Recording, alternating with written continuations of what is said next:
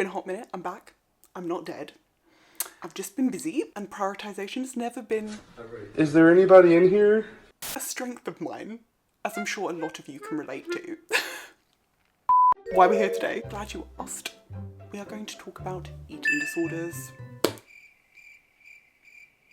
Not the nicest topic, but a necessary topic of discussion, because I am just so frustrated with how the media is inaccurately portraying eating disorders. Yes, there are multiple eating disorders, plural, yet the media only tends to focus on the one most commonly known, anorexia nervosa. Where is the representation for the other plethora of eating disorders,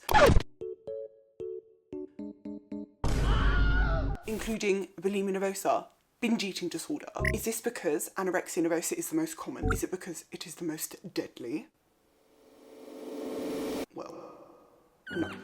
I would argue that it is because we have created this false belief that eating disorders are solely about starvation and weight loss. When you think of anorexia nervosa, what comes to mind? Typically, you envision a young, thin, Caucasian female from an upper middle class background who appears malnourished and emaciated. And as a society, we have created and continue to perpetuate this stereotype. And this portrayal of eating disorders is so harmful because it creates such an unrealistic stereotype that does not apply to all people. Actually, it applies to a very minor percentage of individuals who suffer from eating disorders. And arguably, this stereotype is in part due to the influence of Hollywood, which is a whole nother issue, which I'm going to leave. She's got a point. Leave. She's an icon. She's a legend. In reality, eating disorders are serious mental health disorders and arguably a public health concern that do not discriminate. Yes, Karen in the back, they do affect men, and they have the highest mortality rate of any mental health disorder. Mortality, meaning death. Rebecca, they know what mortality means. Like, what are you doing? They are more than a mere obsession with food and weight loss. And I would argue that the media not only inaccurately depicts the reality of eating disorders, but also somewhat glamorizes them in a few ways. And by this I mean content that promotes and idealizes extreme thinness. Photo-based platforms like Instagram still bombard us with appearance-focused images, with almost a third, relating to body positive content, objectifying the female body. What do you think this does? This encourages women and girls to self-objectify, which leads to increased feelings of body shame, appearance anxiety, and disordered eating. Media platforms can also be a massive source of misinformation and dangerous advice when it comes to weight loss and dieting. I have seen people promote restrictive eating patterns, extreme exercise routines, and so many individuals endorse potentially harmful weight loss products for their own financial gain or self-serving purposes. On the other hand, there are also instances where individuals are promoting and, albeit unintentionally, normalising the consumption of ultra-processed foods and emotional eating, which you could argue is also considered disordered eating behaviour. It may not be an eating disorder, but it's definitely disordered eating. And this is just the tip of the iceberg. This type of content normalises and glamorises disordered eating behaviours, making them seem trendy and acceptable. And before people bark at me, claiming that no, this is being fixed. This is improving. The body positivity movement. Woo! I don't dispute the fact that this movement has had some positive benefits on body image issues within society. But like anything, you have to critically evaluate the issue at hand, and actually the movement has been heavily criticised for so many reasons. Because yes, in recent years, content has displayed a greater variety of more realistic images of the female body specifically, which is necessary to challenge the dominant appearance ideals and promote acceptance and respect for all body types regardless of their shape, size and other features. But over a third of these body positive images still objectify the female body. Body positivity as a concept still focuses on the appearance of the body, merely perpetuating the underlying issue in in the first place by keeping the focus on the body. And arguably, all this movement does is create another new pressure for women to feel as though they have to love their bodies, which is going to make them feel inevitably worse when they do not. And in this sense, there has been progress. But these changes haven't liberated women. The images may be less unrealistic and more attainable, but they still fail to accurately represent reality. They are still carefully curated to prioritise the aesthetic quality of the image. The continual use of appearance-focused imagery still perpetuates body comparison culture, and when individuals compare their bodies to those that they perceive as more attractive, like models, celebrities, this is associated with higher levels of body dissatisfaction. We are still fixated on conforming to a certain beauty standard. The difference is that we have just attempted to expand that criteria that defines that standard, but the focus remains unchanged. So have we really truly changed that much? Question mark, question mark. Exclamation point.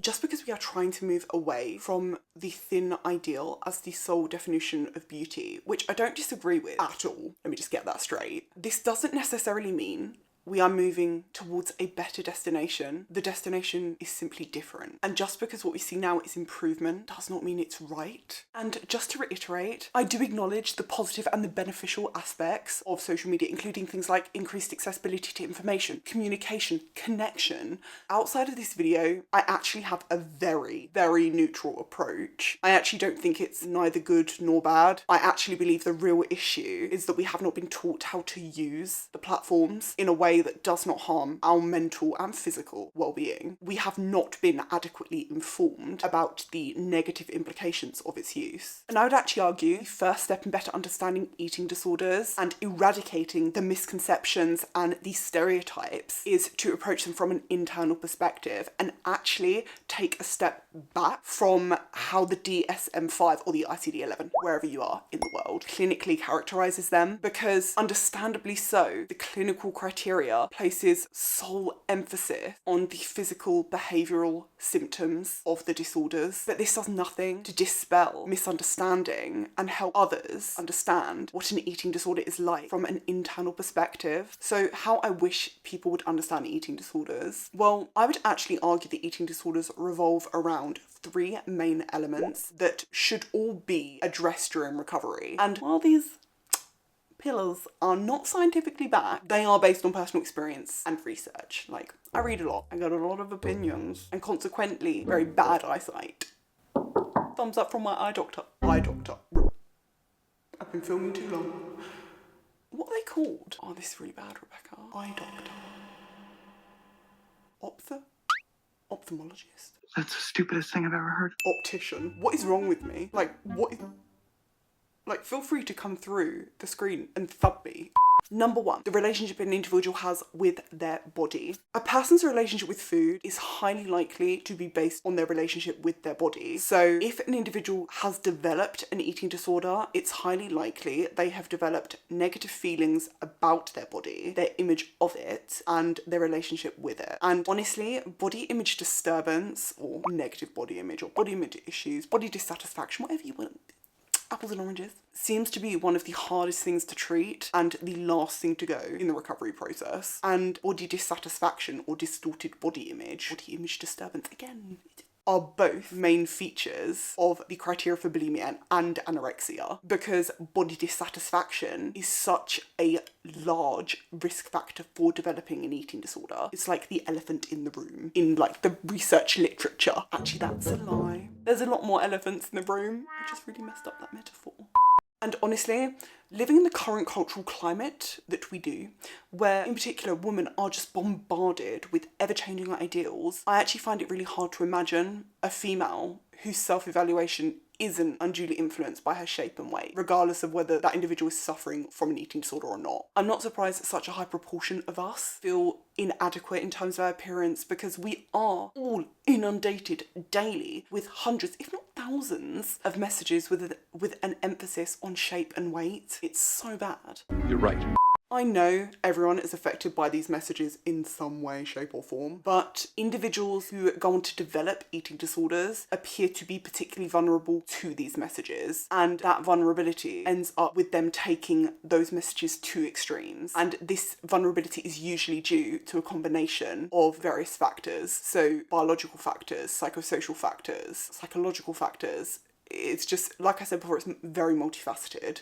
But the big issue for someone suffering from an eating disorder is that what they weigh, what they eat, and how they look has become more important than who they are as a person. And I'm saying that with no judgment at all, because I experienced that. In recovery, you essentially dismantle why this has happened. So you break down and analyse the heavily critical and most often inaccurate thoughts, or also referred to as cognitive distortions, and I feel like that phrase has been like thrown around in the media recently anyway, and the beliefs the person holds about their body and weight, and how these usually relate to the person's sense of self in one or many ways. And when I say sense of self, I am merely referring to the internal attributes and characteristics that make up one's self-identity. So this includes things like self-esteem or self-confidence, your self-efficacy, your moral codes, beliefs and values, basically everything that makes you, a unique person. And I know what people are going to say. No, Rebecca, you cannot eliminate these messages. Unless, like, you just shut down social media. And I don't dispute that, like, I know. I wish I could do that, but I'm not going to. I don't even really use social media platforms, but okay. I'm creating YouTube videos, Rick, what the fuck? I know you cannot eradicate them entirely. I know that. But you can become more aware of them and acknowledge how they are distorting your self-perception and how these distortions are fueling eating disorder behaviours. Because how can you fix the problem if you are not aware of the problem or what caused the problem in the first place? You know? And not that you asked, but regarding my recovery, when I first started to recover, I actually had to critically evaluate how social media was impairing recovery and whether it is actually helping at all. FYI, it wasn't. I had to come off of every photo-based content platform. So Instagram, Facebook, everything. Because I came to realise that regardless of the content I was viewing, regardless of the female body I was viewing, I still compared my appearance to theirs. I still internalised the message that I needed to improve myself physically. And all these messages did was perpetuate and further fuel my body dissatisfaction, which was feeding my eating disorder behaviours. Engaging in these platforms still led me to feelings of objectification, feeling judged and scrutinised for my appearance. And this is not what you need in recovery. If I was going to recommend anything to someone recovering, I would honestly tell them, get off all social media platforms, especially TikTok and Instagram. Like, you know what? Just nope. And unfortunately, it was only when I took a step back from engaging with social media that I could actually acknowledge the pervasive and constant messages that were telling me that I was not okay as I am. And until I did that, I just continued to blame myself and my perceived flaws for my unhappiness. The positive changes in societal or conventional attractive norms and movements like the body positive movement didn't do anything for me. It didn't offset that compulsion, that need to alter my appearance to conform to the ever-changing ideal. But that's my opinion. That's my experience.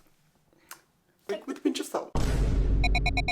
The key takeaway here is that the relationship an individual has with their body is a key aspect of an eating disorder, and this must be addressed during recovery. The negative relationship the individual has with their body is driving the food and weight related behaviours as an attempt to fix and change that body. So if the individual does not address the negative feelings they have towards their body, their distorted body image, the eating disorder will continue to exist. Recovery involves challenging the distorted thoughts and beliefs the person has about their body, becoming aware of what caused and influences these distortions, and establishing limits in order to protect themselves from harmful behaviours associated with their eating disorder. And although it's true that many women in this culture do have body image issues to some extent, I feel like one thing amongst many seem to separate those healthy people from individuals suffering from or at risk of developing an eating disorder seems to be that for most people, these issues surface and they are overcome without resorting to physically and mentally destructive behaviours in order to fix those problems. For most people, it seems like they have this invisible line that they will not cross in order to change their body, no matter how badly they feel about it. And for various reasons, individuals with eating disorders seem to be missing this line. I was certainly missing that line. And part of recovery is actually developing that line, developing your own limits where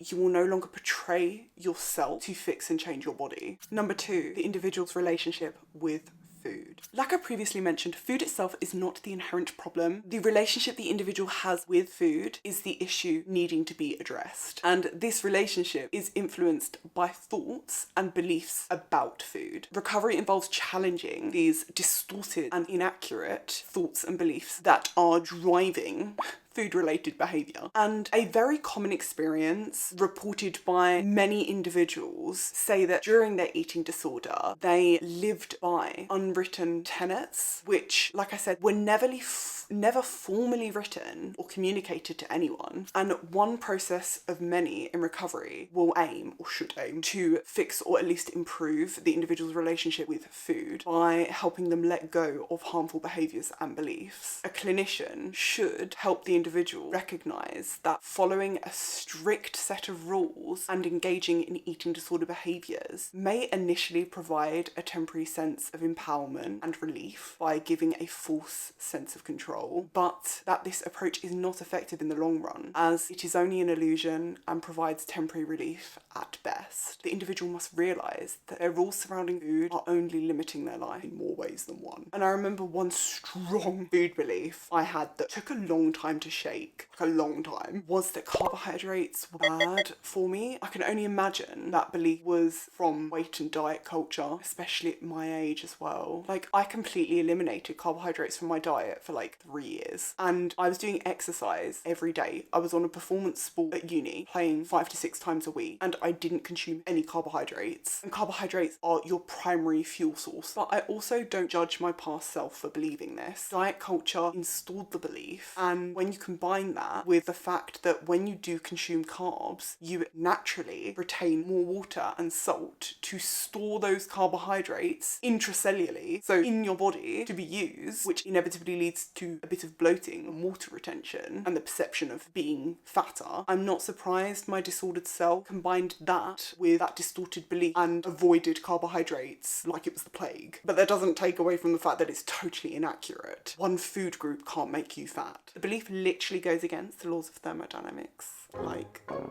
Number 3, not knowing how to effectively cope with negative thoughts and feelings essentially involves learning how to challenge your distorted thoughts and feel your feelings. And by distorted thoughts, I am merely referring to unbalanced and unhealthy ways of thinking. So things like all or nothing thinking, overgeneralizations, discounting the positives, labelling. They are all types of cognitive distortions. Literally just type into the internet cognitive distortions and you'll just get a list of all of them. And learning to feel your feelings, which is a phrase I actually hate, but I'm using it like hypocrisy. Feeling your feelings involves acquiring healthy tools to regulate your emotions that you have previously been using your eating disorder behaviours to cope with. When you experience an emotion, feeling your feelings is essentially talking about the visceral sensations within the body that are felt, that accompany an emotion. It's a very subjective, emotion is very subjective, to be honest. Feeling your feelings is learning to label that emotion, identify the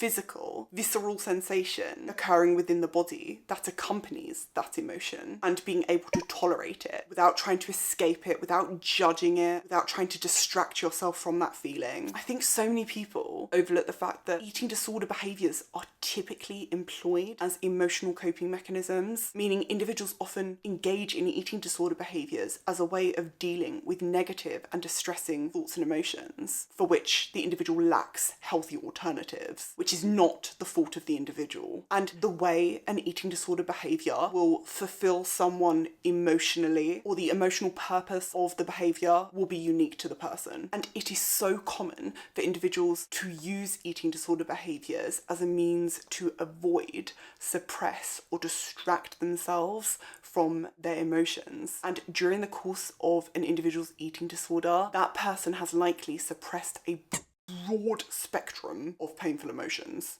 And it's highly likely the initial stages of recovery will prioritise uncovering and reconnecting that individual with that wide range of feelings that have been long suppressed. And I noticed when I stopped engaging in the automatic behaviours associated with my eating disorder, I allowed those long suppressed thoughts and feelings to surface. It was the first time I noticed those emotions and the first time I had to experience them, because I wasn't using my eating disorder behaviours to avoid them or distract myself from them. And noticing and experiencing all of these emotions more intensely made the initial part of recovery feel really hard. However, this painful process is crucial in order to learn how to accept and tolerate those feelings without resorting to the eating disorder to cope, or any other unhealthy maladaptive coping mechanism. This whole process is basically self-regulation. It's literally being able to self-regulate your emotional state. It's essentially learning healthy regulation strategies to manage and express your emotional state. When you learn these and implement them, you then fulfill the purpose of your eating disorder behaviours. You won't need to engage in the behaviours to distract yourself from your painful emotions, and you won't need to replace your eating disorder behaviours with ones equally as harmful and self-destructive, like self-medicating with alcohol or drugs or sex. I feel like sex is such a taboo topic. And although these may be different behaviours that belong to different disorders, they all fulfil the same emotional purpose for that individual, and they harm that individual in the process. No judgment, because I've been there. And although someone's eating disorder can be connected to their emotions in numerous ways, based on my experience, at the start of my eating disorder, my disorder behaviours were very much related and driven by the thoughts and the feelings I had surrounding food and my weight. But I noticed over time, they then became transferred to dealing with other problems in my life, unrelated to either. And that is when engaging in eating disorder behaviours can become a way of dealing with negative and painful emotions in general. Let's say Sally, a girl, is trying to lose weight, and she thinks, italics, thinks, that eating desserts is bad. What thoughts and emotions do you think arise when she ends up eating one piece of cake? She might think of herself as lacking willpower and discipline, and experience subsequent feelings of guilt, shame, or something similar. And consequently, Sally then may engage in a behaviour that she believes will alleviate those feelings, get rid of those painful feelings. Let's suppose Sally gets rid of those calories through a compensatory behaviour, so purging or self-induced vomiting or over-exercising. If Sally reduced her feelings of guilt or shame when purging or over-exercising, that behaviour is being reinforced as a coping mechanism for whenever Sally breaks her dieting rules. However, over time, what initially started as a way of dealing with guilt, anxiety, or shame related to eating can transfer to other areas of life and dealing with other problems. For example, if Sally failed a test and felt guilty and ashamed, she might then think, it's okay though, I can just get rid of these feelings by binging and purging. Now, Sally has transferred her eating disorder behaviours from a way of dealing with negative feelings about food and weight to negative feelings in general. That is just an example of how eating disorder behaviours can be used as tools to emotionally cope. But the key takeaway here is that eating disorder behaviours keep the individual's feelings out of their awareness, and that the individual needs to learn how to face and embrace their feelings without judgment in order to break free from the cycle of using their eating disorder as a means of escaping or masking their emotions. And this process is crucial for long-term sustained recovery. It is a healing process. 10 seconds later. So